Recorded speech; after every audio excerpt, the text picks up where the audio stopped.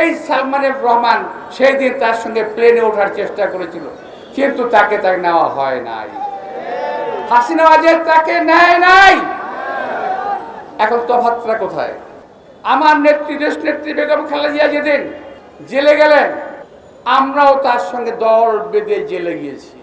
এখন এই যে সালমান এফ রহমান, আমি খুব দুঃখের সঙ্গে বলতে চাই, এই সালমান এফ রহমান সেই দিন তার সঙ্গে প্লেনে ওঠার চেষ্টা করেছিল, কিন্তু তাকে নেওয়া হয় নাই। হাসিনা ওয়াজেদ তাকে নেয় নাই। এখন তফাৎটা কোথায়?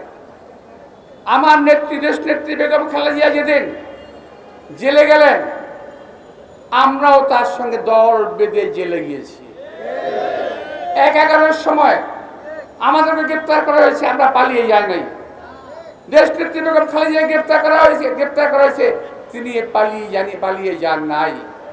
এখানে হলো আমার নেত্রী খালেদা জিয়া, এখানে হলো আমার নেতা কর্মীদের মধ্যে তফাৎ। হাসিনার কর্মী, বিএনপির কর্মী, আওয়ামী লীগের নেত্রী, বিএনপির নেত্রী, এই হলো তফাৎ। আমার নেত্রী এই দেশে বসে জীবন দিয়েছেন, জীবন উৎসর্গ করে দিয়েছেন। আমাদের ভাই স্লোগান দিও না। আজকে দেখি, আজকে মাঝে মাঝে আমার আবার একটু সোশ্যাল মিডিয়া মাঝে মাঝে দেখি, আমি অনেক ভাইয়েরা বোনেরা ট্রল করেন আমার নেত্রীকে নিয়ে, ট্রল করেন। আমি প্রতিবাদ জানাচ্ছি না, আপনাদের সৌভাগ্য যে আন্দোলনের কারণে আজকে আপনারা ট্রল করার সুযোগ পাচ্ছেন।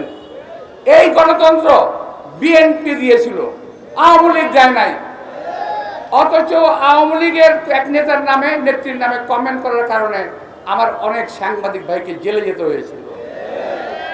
তো প্রিয় ভাইয়েরা, আমি যেটা বলতে চাই, আমার দেশ নেত্রী বেগম খালেদা জিয়া, আজকে ওনার শুভ জন্মদিন।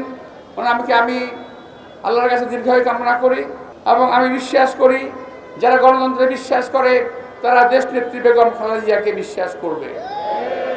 যারা গণতন্ত্রে বিশ্বাস করে তারা দেশ নেত্রী বেগম খালেদা জিয়াকে ভালোবাসবে, আর যারা গণতন্ত্রে বিশ্বাস করে তারা বিএনপি করবে।